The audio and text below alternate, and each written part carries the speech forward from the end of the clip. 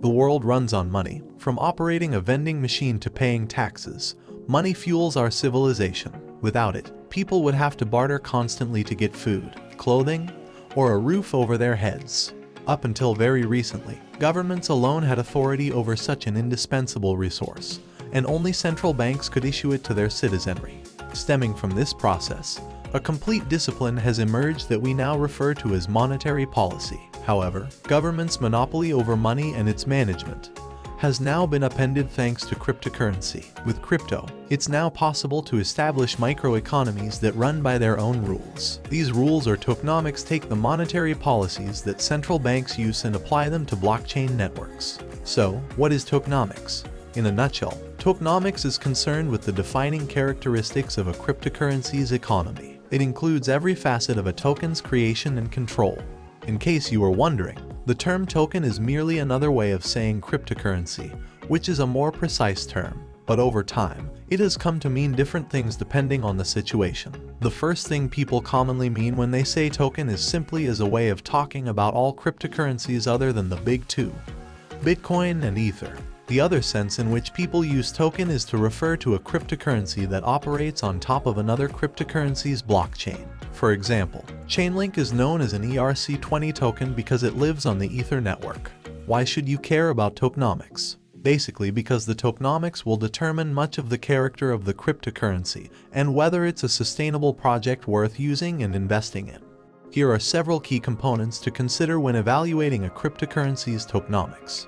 Number 1. Token supply. The supply of a token refers to how many tokens are now in circulation and how that number will vary in the future. The fraction of supply that has been released to the market and is now available for trading is referred to as circulating supply. Many systems contain a token emission or inflation schedule that gradually increases the quantity. In contrast, total supply refers to the whole quantity that will ever exist. Some protocols have no upper restriction, which means that the quantity of tokens will expand over time. Other cryptocurrencies, such as Bitcoin, have a fixed total supply, with 21 million being all that will ever exist. Number 2. Token distribution. To reach potential users, projects must be able to distribute tokens. Without this, no one would be able to use the network. There are several approaches to divvying up tokens. Some network founders provide an initial coin offering in which they sell a portion of the token supply to prospective users. These networks may also pay validators, or miners, with newly generated coins. Number 3. Market cap. The entire value of all cryptocurrencies in circulation is referred to as market capitalization. This is the most helpful metric for knowing how big a cryptocurrency is, but it's not the only factor in establishing a token's worth and usefulness. Market capitalization is a simple measure of the price of a single token multiplied by the total supply. What this does not take into consideration is liquidity. Many cryptocurrencies are very illiquid, which means you wouldn't be able to acquire or sell a large number of them without producing a significant price change. Number 4. Price stability. The price fluctuations of cryptocurrencies are notoriously unpredictable. This is a problem since it makes using something like Bitcoin as a medium of exchange impractical. And the high volatility makes cryptocurrencies very risky investments. Different cryptocurrencies have employed all kinds of different tokenomics in order to prevent huge swings in the price, like rewarding people with more tokens the longer they hold their initial purchase. Number 5. Governance. The rules controlling token production, or minting, as well as how they are added to and removed from the network are determined by each project's dev team. Different projects use a range of tactics. Some projects might include tokens that will be saved in a reserve and distributed to the ecosystem later to fund system maintenance or development.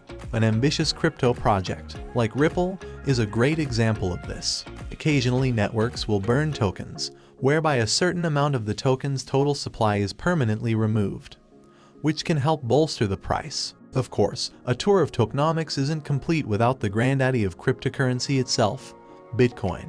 Much of the genius of Bitcoin lies in its tokenomics. The protocol was created so that block rewards would generate a constant flow of the cryptocurrency into the network. A miner gets fresh Bitcoins when a block has been successfully verified by them. To prevent an excessive number of Bitcoins from entering the network at once, the number of tokens awarded for each verified block is gradually reduced, until around the year 2140 when the final Bitcoin will be mined.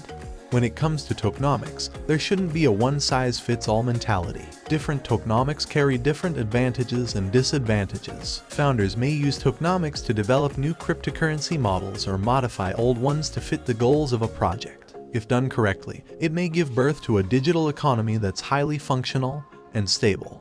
So what do you think is the most important characteristic of a cryptocurrency?